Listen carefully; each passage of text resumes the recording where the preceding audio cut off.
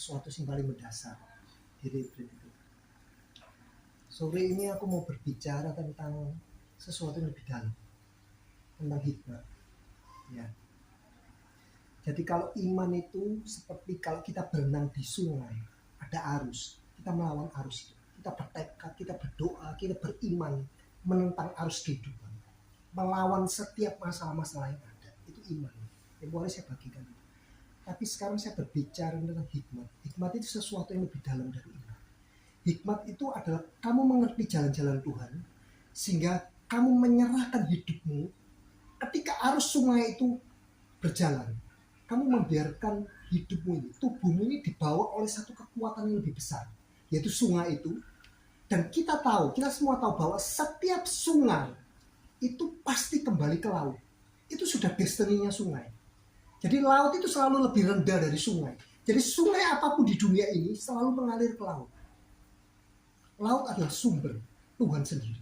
Jadi ketika kita menyerahkan hidup kita pada Tuhan, ini bukan lagi iman yang memberontak atau berperang, tetapi satu penyerahan total, membiarkan kuasa kehidupan itu, kuasa Tuhan itu membawa kita, menuntun kita kembali kepada sumbernya, kepada takdir kita, kepada pencipta kita.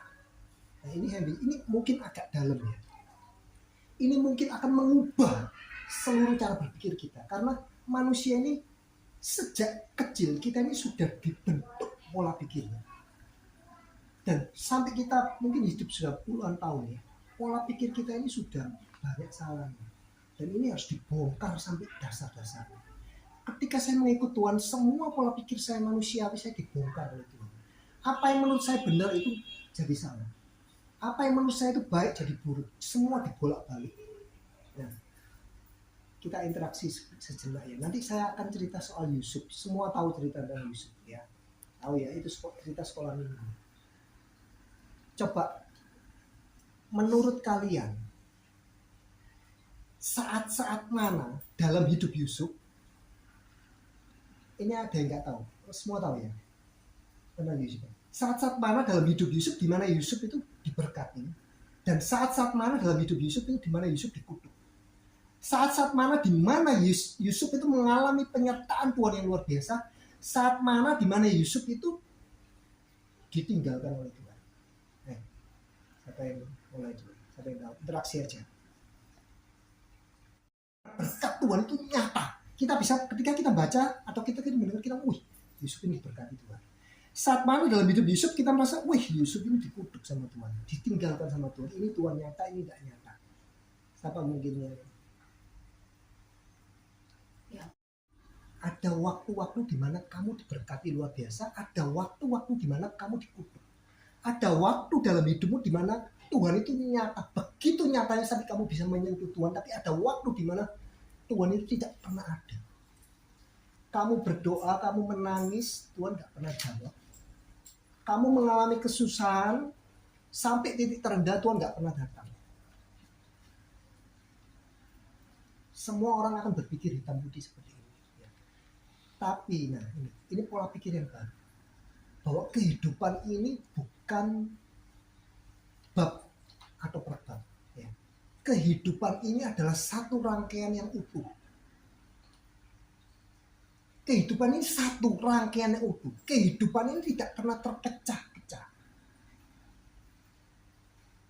Seringkali manusia ketika dia mengalami hal yang paling buruk, ketika dia mengalami bab yang paling buruk, dia akan berhenti di sana dan mulai menstempel hidupnya bahwa aku ini sial, aku ini anak buangan, aku ini Tuhan nggak tolong aku adalah dikutuk oleh Tuhan. Ya, kita sering seperti itu. Sebenarnya kehidupan ini adalah satu rangkaian tunggal, di mana segala sesuatu yang terjadi itu akan menuju satu akhir yang sempurna. Ya, buka catatan sebentar. Saya gak sempat nulis HP. Saya cuma oleh-oleh sebentar poin-poinnya.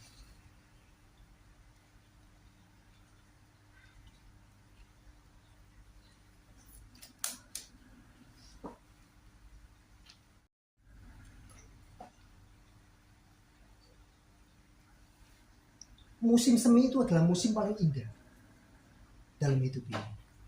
Tapi mengertikah kita bahwa musim semi yang indah itu tidak pernah terjadi sebelum dia mengalami musim gugur, di mana seluruh daun-daunnya, seluruh bunganya itu rontok. Musim semi yang indah di mana semua bunga itu bermekaran itu tidak pernah terjadi sebelum pohon itu mengalami musim dingin, di mana akarnya hampir mati. Orang membeda-bedakan, pola pikir manusia membedakan 4 musim ini. Mereka akan senang dengan musim semi, di mana semua itu berkembang. Kita mengalami berkat pekerjaan kita maju, tubuh kita sehat, semua senang dengan ini. Semua senang dengan musim panas. Musim panas ada di mana matahari bersinar paling kuat. Tumbuhan memerlukan matahari. Jadi musim panas itu berkembangnya tumbuhan paling hebat itu musim panas. Semua senang. Tapi semua orang benci dengan musim gugur. Ketika setiap daun pelan-pelan mulai rontok. Ketika kehidupanmu mulai satu demi satu gagal. Kamu dikecewakan. Pekerjaanmu merosot. Kita benci ini.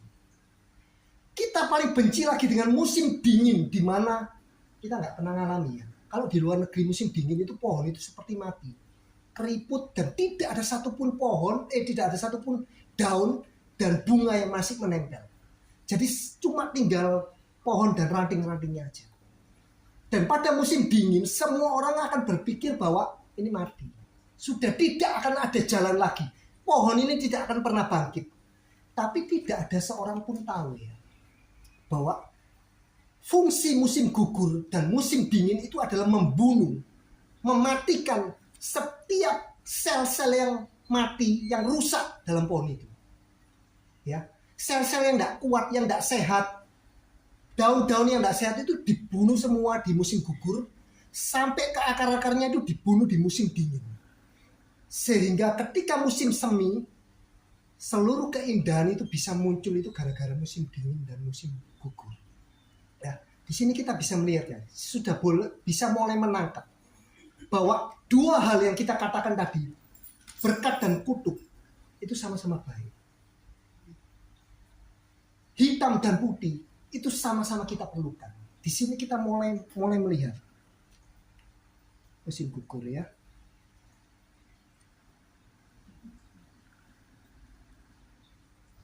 Kali kita tidak bisa melihat Tuhan dalam masalah kita. Sering alami seperti itu enggak? Sering ya. Ada titik di mana Tuhan itu enggak kelihatan sama sekali. Saya juga seperti itu dulu. Ketika saya bergumul, Tuhan berikan saya kacamata yang baru, sehingga saya bisa melihat Tuhan di setiap musim dalam hidup saya. Apapun yang saya alami, apapun, di titik manapun saya jatuh, saya tahu Tuhan itu ada di sana. Saya melihat dengan jelas. Tuhan memberikan saya satu kacamata seperti ini. Ya, kacamatanya seperti ini. Jadi ini cara kita melihat Tuhan ketika Tuhan nggak kelihatan. Ada 2 goal dalam hidup ini. Satu goalnya manusia, satu goalnya Tuhan. Goal manusia ini yang membuat kita buta. Blind spot. Blind spot itu titik buta. Kita nggak lihat Tuhan karena kita punya goal manusia. Goal manusia itu apa? Goal manusia itu adalah material. Dunia material. Apapun itu. Entah itu kekayaan, entah itu uang, entah itu kesehatan, entah itu kesuksesan. Apapun yang material ini goalnya manusia. Benar gak? Tujuan kita hidup cuma itu aja. Supaya sukses, supaya punya uang, supaya sehat. Kita kepingin anak kita juga pintar, sukses. Semuanya itu saja. Nah ketika ini hancur, berantakan, kita nggak bisa lihat Tuhan. Karena kita nggak tahu goalnya Tuhan. Sedangkan goalnya Tuhan, nah goal manusia ini fana. Ya, semua kesuksesan dan lain sebagainya itu umurnya cuma sebatas umur kita. Kalau umurmu 80 itu cuma sampai 80 aja. Kalau umur kita 90 itu cuma sampai 90. Goal Tuhan adalah kekekalan. Tujuan hidup Tuhan, tujuan Tuhan itu harus sampai kekekalan. Dia nggak mau cuma dibatasi 80-90 tahun itu aja. Apa goal Tuhan? Goal Tuhan itu adalah karakter. Pembentukan karakter, kedewasaan karakter, kekuatan iman. Itu goalnya Tuhan, pertumbuhan iman. Nah, terus sekarang caranya lihat gini ya. Ini nanti dengan kacamata, dua kacamata ini kita lihat kisahnya Yusuf, nanti kita akan lihat bahwa Tuhan itu ada di setiap kehidupan Yusuf ya. Kacamata kedua ini seperti ini.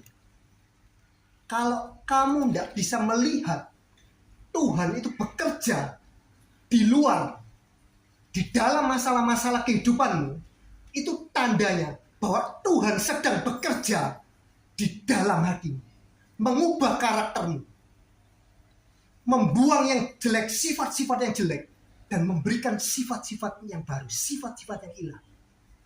Dengan dua cara ini saya bisa melihat Tuhan di mana saja, dalam kondisi apa saja. Dengan dua cara ini.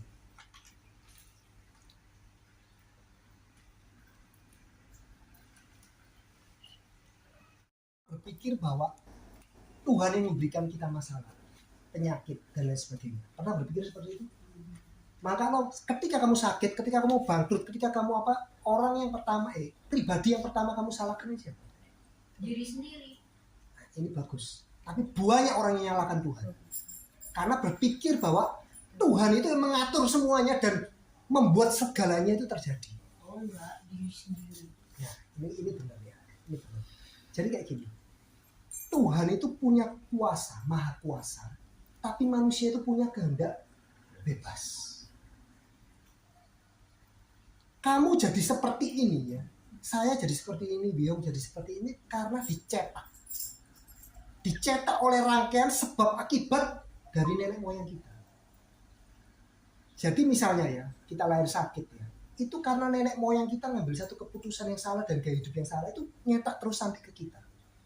Misalnya ya, kita punya sifat ABCD, itu karena lingkaran ini. Nenek moyang kita ini punya sifat apa? Saling silang menikah, terus akhirnya mencetak bayi yang memiliki sifat-sifat yang seperti ini. Itu dari turunan ya. Yang kedua dari lingkungan. Ketika kamu kecil, semua perlakuanmu, orang tua yang melakukan apa, tetanggamu, gurumu, pendetamu, dan semua itu ikut mencetak anak itu untuk menjadi pribadi seperti A misalnya. Lalu karena cetakan ini, maka A ini mau nggak mau, dia dapat atau nggak dapat, dia akan mengambil pilihan-pilihan sesuai cetakannya itu. Dan pilihan-pilihan itu akan menimbulkan masalah demi masalah dalam kehidupannya. Tuhan nggak bisa ikut campur sepenuhnya karena ini kehendak bebas manusia. Yang bisa Tuhan lakukan itu apa? Tuhan mengetuk. Tuhan berbisik. Pernah ingat ayatnya ya? Tuhan berdiri di muka pintumu dan mengetuk. Mencari siapa yang membuka hatinya, mendengar suara Tuhan. Membuat Tuhan bisa mengeluarkan dia dari masalahnya. Tuhan cuma bisa mengetuk. Tuhan cuma bisa berbisik, menasehati melalui mungkin khotbah, mungkin melalui radio, mungkin melalui lagu, melalui peristiwa. Setiap hal Tuhan pakai untuk berbicara dengan kita ya. Saya nggak mendengar Tuhan cuma di gereja. Saya melihat dan mendengar Tuhan di mana-mana. Saya melihat Tuhan setiap hari. Melalui apa saja. Karena saya tahu Tuhan tidak pernah melewatkan setiap kesempatan untuk berbicara dengan kita. Masalahnya cuma apa? Kamu menyediakan telingamu untuk mendengar atau enggak. Kamu memberikan hati dan pikiranmu itu fokusmu kemana? Ke dunia, ke masalahmu, ke hal-hal yang duniawi atau ke Tuhan. Cuma itu aja. Tuhan selalu berbicara, Tuhan selalu hadir, Tuhan selalu menuntun. Cuma fokus kita di mana? Hati kita di mana? Ya, cuma itu saja ya. Jadi segala masalah dalam hidup kita sekarang ini terjadi 80-90% karena diri kita. Apa yang Tuhan lakukan? Tuhan turut bekerja di dalam segala sesuatu. Ayat itu bukan gini, Tuhan membuat segala sesuatu terjadi. Enggak. Tuhan, segala sesuatu terjadi, Tuhan cuma turut bekerja. Supaya segala sesuatu yang terjadi itu baik maupun buruk, itu bisa mendatangkan kebaikan bagi setiap kita, anak-anaknya. Ini sama, ini kan banyak yang punya anak ya. Sama seperti kalau kita punya anak ABG. Kalau Pipin enggak ya, Pipin pinter ya. Anak ABG itu selalu membuat keputusan-keputusan yang konyol dan bodoh, yang keliru. Kita pun dulu seperti itu ya. Tugas orang tua itu apa? Menyapu kotoran, menyapu setiap kerugian dan kerusakan yang disebabkan oleh anak-anak kita yang bandel, yang nggak mau dengarkan nasihat kita. Tapi apa yang orang tua lakukan? Selalu memberi nasihat, selalu memberi anak itu kesempatan, dan berharap satu ketika nanti telinga anak itu terbuka, anak itu mengerti bahwa satu-satunya kerinduan papa dan mamanya itu untuk supaya anak itu bahagia. Ya, tapi anak itu tidak mengerti sampai titik dia terbuka. Sama seperti kita. Kerinduan Tuhan sebagai seorang bapak itu adalah untuk anak-anaknya sukses, untuk anak-anaknya bahagia, sehat, dan lain sebagainya. Tapi kita seringkali melakukan, kalau istilah psikologinya itu self-sabotase, sabotase diri. Kita selalu merusak masa depan kita. Kita selalu merusak jalan-jalan hidup kita. Nah, Tuhan selalu membetulkan, membereskan kerusakan-kerusakan. Nah, ini konsep pertama yang harus kita pegang. Bahwa bukan Tuhan yang memberikan semua masalah. Masalah terjadi karena kesalahan-kesalahan dan pilihan-pilihan manusia. Tapi Tuhan bersiap sedia untuk membuat itu semua menjadi kebaikan. Ya, tadi di pertama saya ngomong bahwa kehidupan itu tunggal. Kehidupan itu bukan acak. Apapun yang terjadi dalam hidupmu itu bukan kecelakaan yang acak. Tapi ada satu proses, satu rencana yang besar yang berkesinambungan dari kamu belum dilahirkan sampai kamu mati.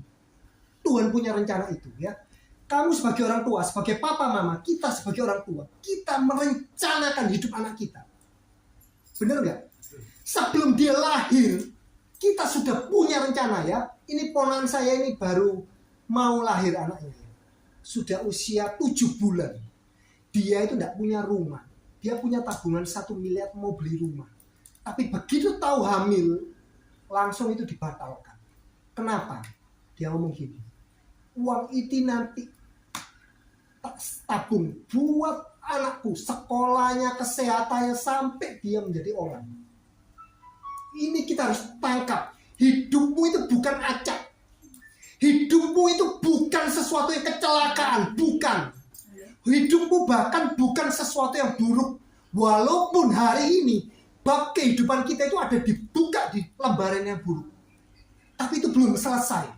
Karena ada satu rencana yang kekal. Bukan rencana sebentar aja, rencana yang kekal.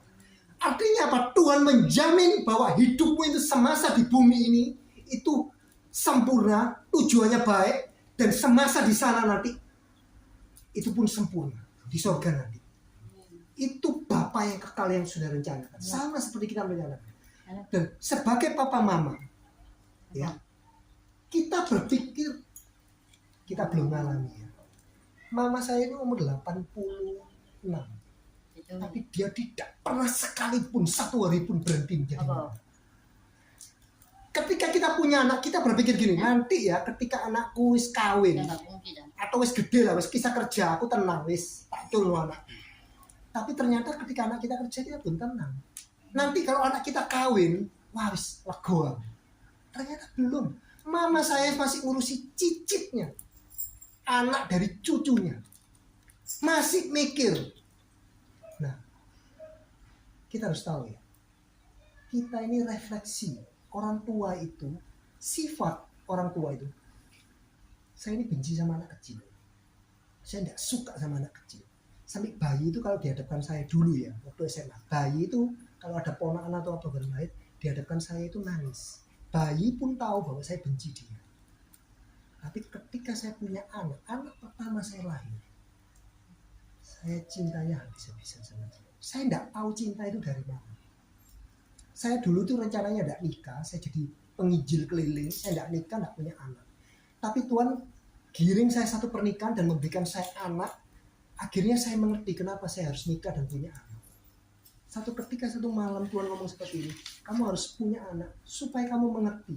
Seperti itulah hatiku kepadamu, kepada anak-anakku.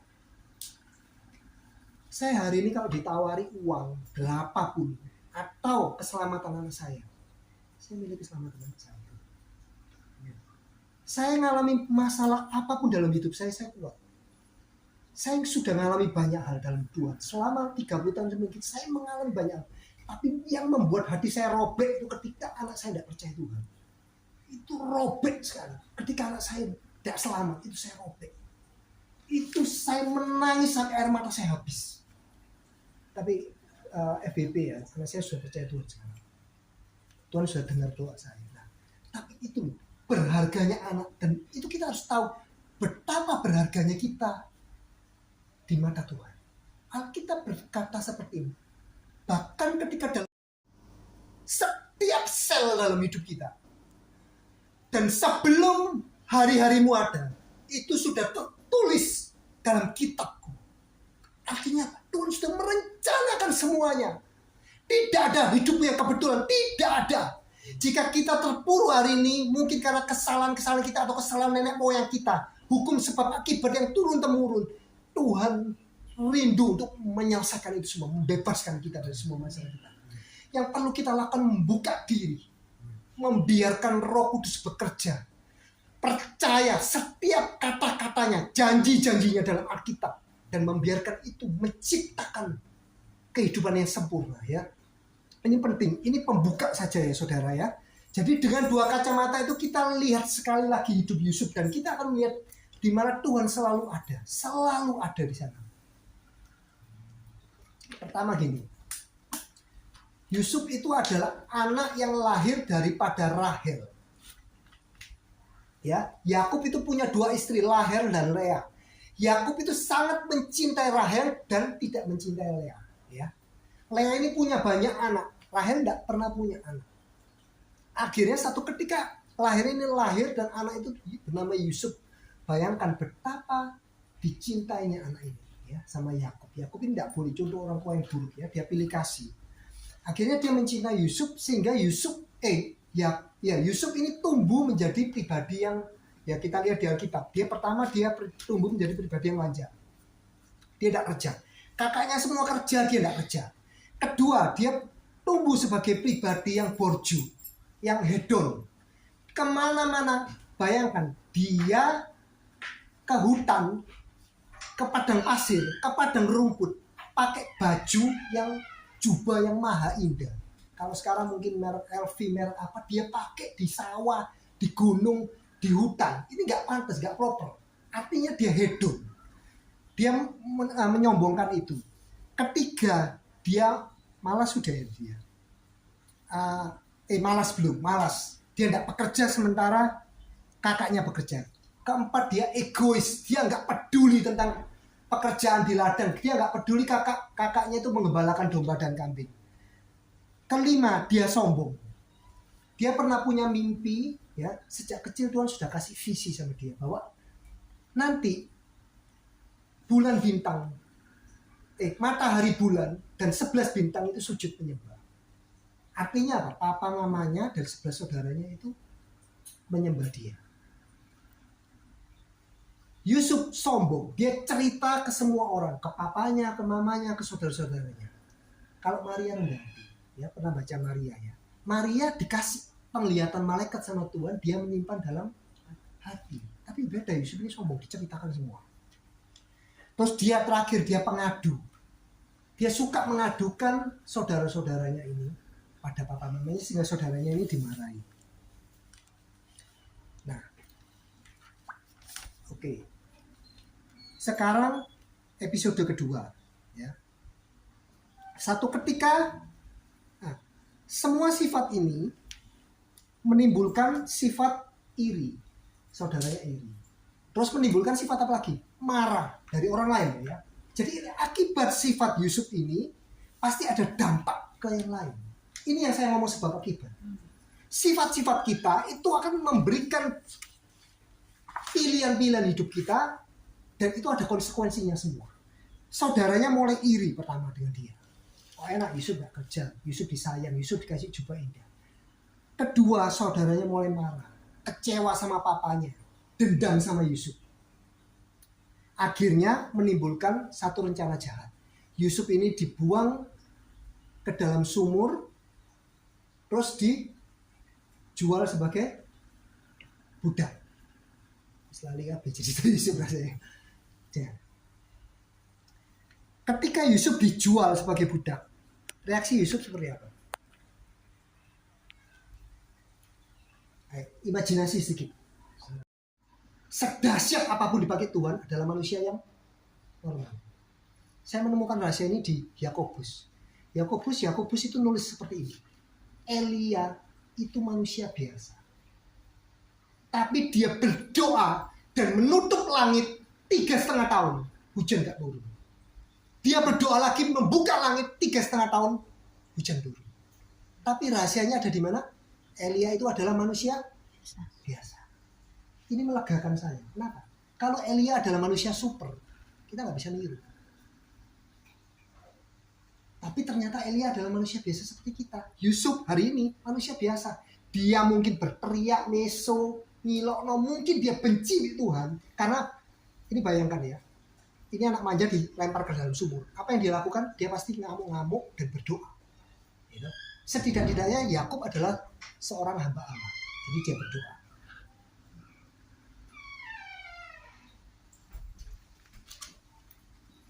Ketika ya Yusuf berdoa, tiba-tiba tali turun, dia diangkat. Dia berpikir apa? Mujizat, ya toh?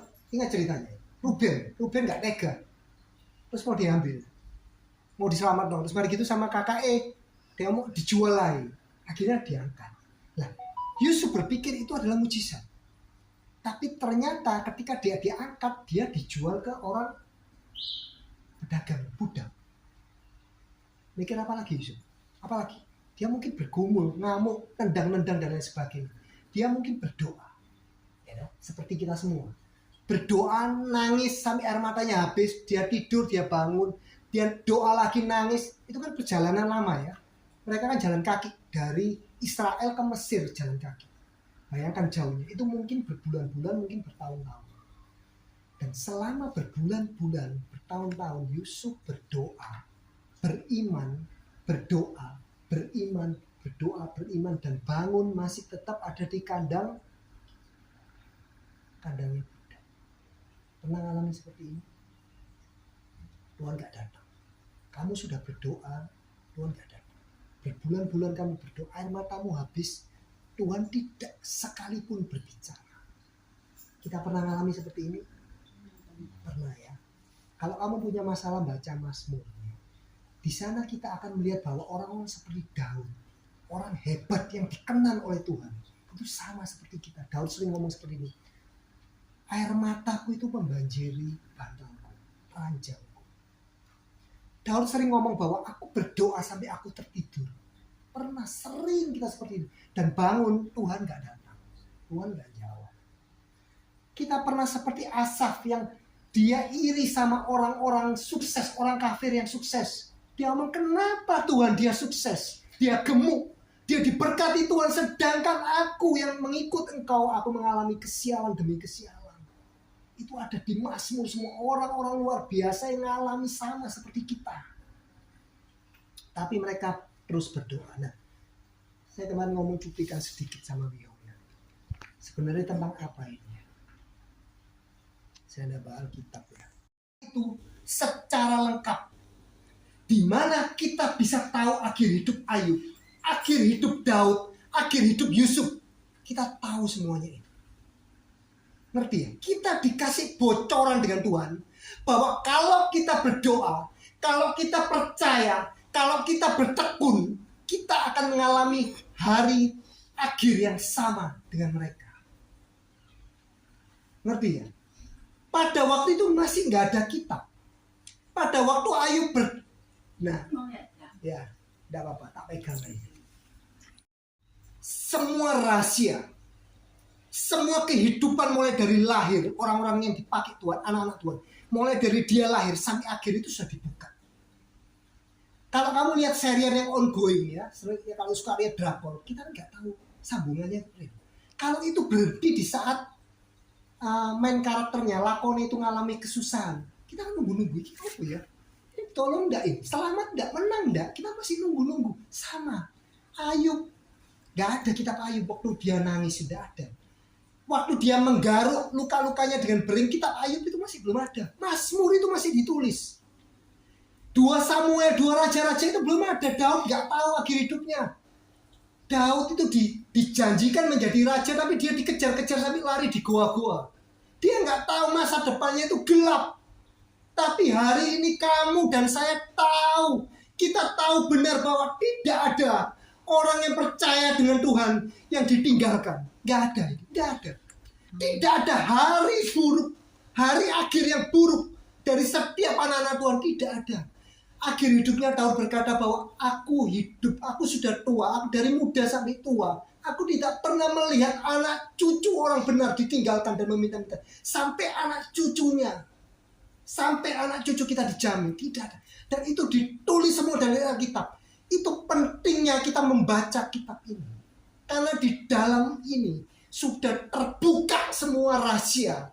Dibukakan semua. Kita tinggal ngikuti jalan mereka. Tinggal mengikuti saja. Ada orang-orang yang sudah sukses, ada orang-orang yang sudah berhasil, ada orang-orang yang sudah disembuhkan, semuanya ada di sini. Kita tinggal mengikuti iman mereka. Ini pentingnya Alkitab ya. Kembali ke, nah sekarang gini, Tuhan nggak ada ketika Yusuf dimasukkan sumur, ketika Yusuf dijual sebagai budak. Tuhan nggak kelihatan. Di mana Tuhan? Tuhan di mana? Tuhan tidak menolong sedikit pun. Bahkan mungkin Tuhan tidak berbicara apapun pada Yusuf. Apa yang sedang Tuhan lakukan?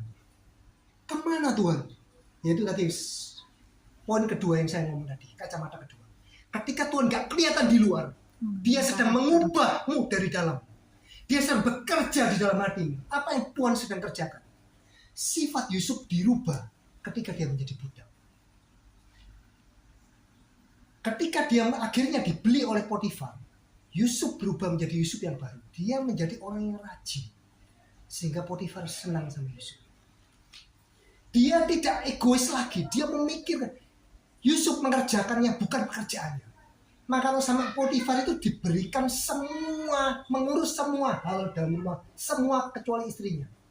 Itu karena apa? Karena mungkin Yusuf dikasih kerjaan ayah. Yusuf kerjaan ini selesai, dia mengerjakan yang ini. Sampai akhirnya sama Potifar kayak no kabeh. Sifat malas itu sudah tergerus. Sifat borju, manja, egois, sombong, pengadu itu sudah dikikis oleh Tuhan ketika dia menjadi budak. Dan satu lagi yang disiapkan oleh Tuhan apa? Yusuf diajari ilmu manajemen.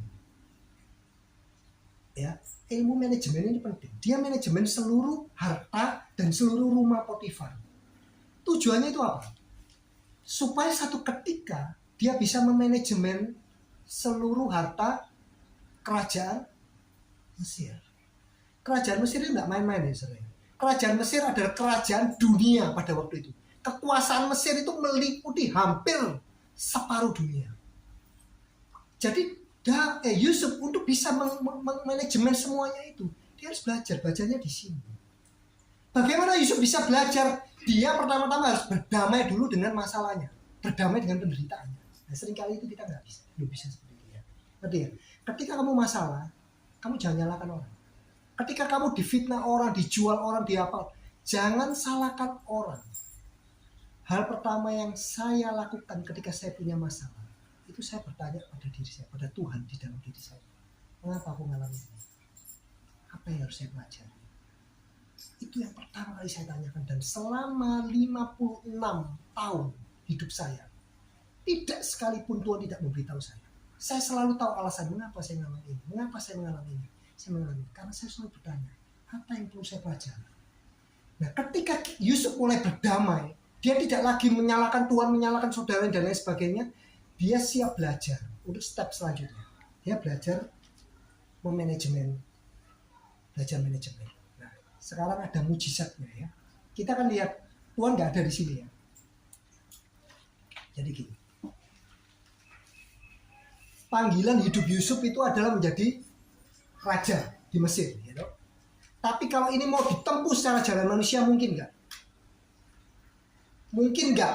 Orang Israel, orang asing, anak manja seperti itu jadi raja.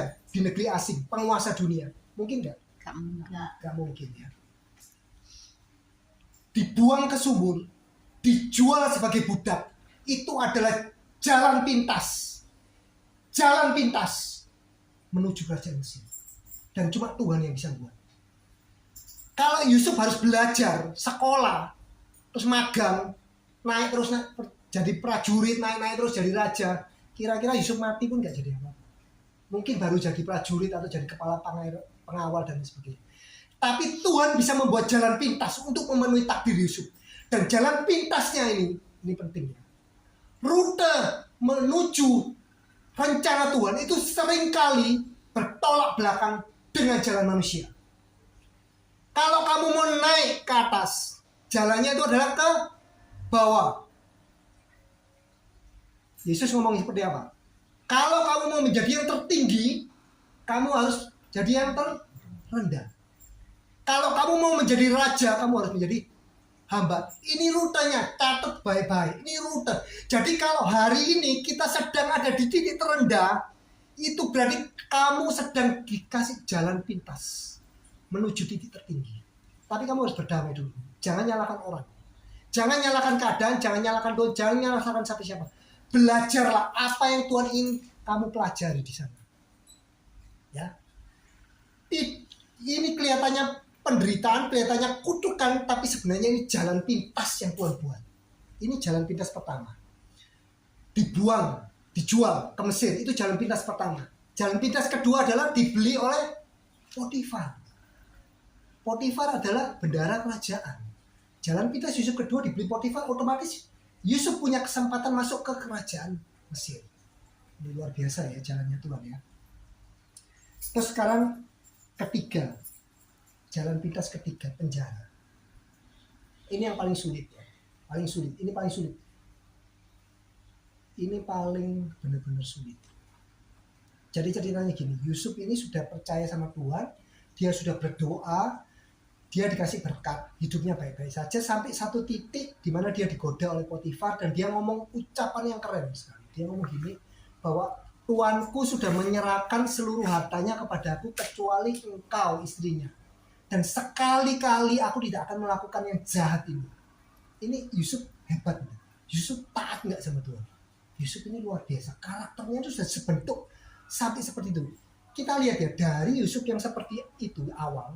Jadi Yusuf sampai seperti ini karakternya. Ini prosesnya Tuhan. Luar biasanya proses Tuhan. Nah, terus Yusuf ngomong seperti ini, tidak mau sama Potifar. Akhirnya istrinya Potifar menelanjangi dirinya. Bajunya dicopot kena Yusuf dan dia mau fitnah Yusuf. Akhirnya Yusuf masuk penjara karena tuannya marah. Pernah ngalami seperti ini ya? Kamu melakukan sesuatu yang baik. Kamu berpikir kamu melayani Tuhan. Tapi kamu gak dapat balasan. Kamu ditusuk. Pernah seperti ini? Kamu taat. Tapi kamu gak dapat berkat. Tapi kamu seakan-akan dapat kutukan. Pernah ngalami seperti ini? Tahu kenapa itu terjadi? Hubungan dengan Tuhan bersifat transaksional. Tuhan, aku sudah melayani Engkau. Balasannya. Ketika nggak dibalas kita marah. Hampir semua hubungan agamawi itu sifatnya transaksional. Kenapa kamu pelayan? Kenapa aku gereja? Supaya aku tidak dikutuk, supaya aku diberkati dan sebagainya. Yang Tuhan inginkan sama seperti apa yang kita inginkan dari pasangan kita. Itu adalah ketulusan, cinta yang tulus. Aku akan melakukan apa saja untuk engkau, walaupun sekalipun hasilnya tidak seperti itu. Ya. Ada satu, ini saya bacakan, tolong dibuka Habakuk ya. Sekalipun ladang-ladang tidak menghasilkan bahan makanan, kambing domba terhalau dari kurungan, dan tidak ada lembu sapi dalam kandang. Namun aku akan bersorak-sorak di dalam Tuhan, beria-ria di dalam Allah yang menyelamatkan aku. Allah Tuhanku, itulah kekuatan. Ini salah satu ayat yang paling luar biasa dalam Alkitab. Ini adalah salah satu pencapaian tertinggi yang bisa dicapai oleh manusia. Habakuk ini ngomong sekalipun pohon ara itu tidak berbunga. pun pohon zaitun itu mengecewakan, sekalipun ladang-ladang tidak menghasilkan makanan, kambing domba terhalau dari kurungan, dan tidak ada lembu sapi dalam kandang. Semua yang diceritakan di sini itu adalah kebutuhan pokok orang Israel pada waktu itu. Kita tidak ngerti saat ini, tapi kebutuhan pokok mereka, dan itu tidak ada. Tuhan tidak ada, mujizat Tuhan tidak ada, berkat Tuhan tidak ada. Tapi apa yang dilakukan di ayat selanjutnya, Habakuk mengatakan bahwa namun aku akan bersorak-sorak. Dia nggak ngomong aku akan mengucap syukur dengan lembut. Dia bersorak-sorak. Aku akan beria-ria di dalam Tuhan yang menyelamatkan aku. Ini imannya gila sekali. Dia nggak cuma akan, ya Tuhan terima kasih, berbisik-bisik. Tidak, dia bersorak-sorak dan beria-ria. Dia nggak nangis, tapi dia seperti ini puncak iman. Dan inilah yang ingin Tuhan bawa kita ke sana. Makanya tadi saya ngomong bahwa kenapa kamu nggak ngalami jawaban doa? Kamu taat, tapi kamu nggak ngalami hasil yang bagus. Tuhan ingin melihat ketulusan. Tuhan ingin melihat kesetiaanmu. Tahu nggak tempat di mana kesetiaan itu paling nyata terlihat di mana? Penderitaan. Di pengkhianatan. Ketika kamu merasa Tuhan mengkhianatimu, ketika kamu merasa Tuhan gak menjawab doamu, tapi kamu tetap percaya dan setia, itulah kesetiaan yang sejati. Itu adalah cinta yang sejati. Tuhan sedang mencari cinta yang sejati di antara anak-anaknya. Sudah terlalu banyak gereja menjadi tempat jual beli. Ingat ya,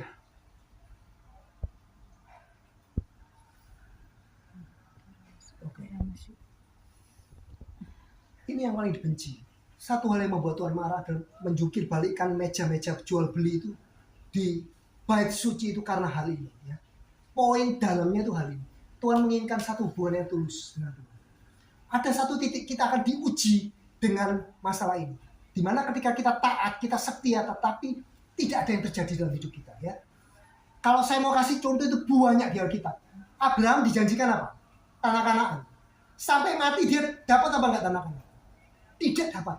Dia cuma mendirikan kemah. Musa dijanjikan apa? Tanah perjanjian. Sampai mati Tuhan cuma ngomong, lihatlah. Kamu cuma melihat. Musa cuma melihat dari jauh. Musa tidak pernah masuk tanah perjanjian. Yosua yang masuk. Ada begitu banyak janji Tuhan yang tidak terjadi.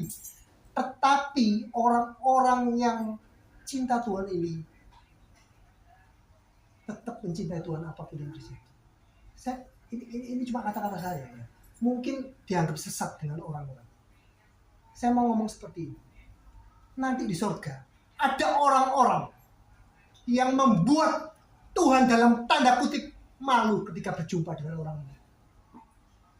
Ada orang-orang yang punya iman yang luar biasa, di mana ketika semasa hidupnya dia tidak pernah mendapat mujizat atau mendapat jawaban doa, tapi dia tetap percaya. Ngerti ya? Orang seperti ini dalam tanda kutip akan membuat Tuhan malu kalau Tuhan tidak memberikan reward ketika berjumpa dengan dia di surga. Saya ingin menjadi salah satu orang-orang seperti itu. Saya tidak mau menjadi orang-orang yang biasa saja. Ada banyak orang yang ingin hadiahnya itu di muka bumi ini. Itu gak apa-apa, itu bagus juga. Tapi ada orang-orang yang gak puas, yang pingin lebih lagi. Tuhan, aku pingin sekalipun Tuhan, sekalipun aku tetap. Ada orang-orang yang sampai tingkat seperti itu. Sadrak, Mesak, Abednego sampai tingkatan seperti itu. Ya Tuhan, ketika dia mau dimasukkan oleh dapur perapian yang menyala, dia mau sekalipun Tuhan tidak menolong, aku tidak akan pernah bersujud pada patung baginda raja. Orang-orang seperti ini langka sekali. Ini mutiara-mutiara belian-belian dalam kekristenan. Apakah kita menjadi salah satu orang-orang seperti ini? Ya, saya lanjut. Yusuf terakhir di penjara. Setelah dia melakukan satu kebaikan, satu ketaatan, bayarannya adalah penjara. Dan penjara di Mesir bukan seperti penjara zaman sekarang. Jauh sekali. Penjara di Mesir itu seperti ini. Kalau penjara sekarang jelas, kamu mencuri hukumannya 1 tahun, 2 tahun, 1 tahun kamu dibebaskan. Penjara zaman raja seperti itu adalah seperti ini. Kalau raja nggak ingat kamu, kalau kamu bukan siapa-siapa, kalau raja nggak ngomong, keluarkan itu tahanan yang kemarin itu, kamu akan membusuk seumur hidup di penjara. Jadi pada waktu zaman Yusuf, penjara adalah kematian. Nggak ada jalan keluar. Nah, kenapa Yusuf harus masuk sana? Yusuf harus mempelajari satu pelajaran terakhir yang membuat dia bisa naik ke tata raja. Pelajaran itu adalah pelajaran rohani, spiritual, yaitu mempertajam karunia-karunia mimpi. Kepekaan Yusuf, kerohanian Yusuf, itu nggak bisa dipelajari dalam keramaian. Selama dia dalam rumah Potifar, dia sibuk bekerja. Kita sibuk bekerja, kita nggak bisa mendalam dengan Tuhan. Akan ada satu titik di mana masalahmu begitu berat, sehingga kamu nggak mampu lagi bersenang-senang. Scroll-scroll TikTok, nggak bisa. Jalan-jalan ke mall, nggak bisa. Kamu cuma bisa bersujud di hadapan Tuhan. Nah, di titik itu Tuhan akan mempertajam rohmu. Itu titik penjara. Yusuf seperti itu, diajari. Selama Yusuf dijual, kita nggak pernah Yusuf bicara soal mimpi. Artinya apa? Karunia rohaninya mati. Karunia rohnya sudah mati. Di penjara pertama kali Yusuf menafsirkan mimpi. Di sana pertama kali Tuhan hidupkan kembali rohnya. Dan karunia itu penting karena Firaun mendapat mimpi. Jadi penjara adalah apa? Penjara adalah jalan pintas menuju ke tata raja. Kerennya Tuhan ya. Penjara dalam hidupmu adalah jalan pintas menuju tata raja. Tapi syaratnya satu, berdiam diri dengan Tuhan. Cuma ada kamu dengan Tuhan. Ada satu ayat yang luar biasa ya. Yesus ngomong seperti ini. Hanya Bapa yang kenal anak dan hanya anak yang kenal Bapa. Siapa yang dibawa sampai titik ini? Hanya Bapak yang kenal anak sampai sedalam-dalamnya. Kalau kamu punya masalah, apakah cuma Tuhan yang tahu? Ataukah seluruh desamu, seluruh kampung, kelurahan, seluruh gereja, seluruh temanmu tahu semua? Seluruh persekutuan doa, dimanapun kamu datang, kamu cerita, aku punya masalah. Atau hanya Tuhan yang tahu? Hanya Tuhan yang tahu.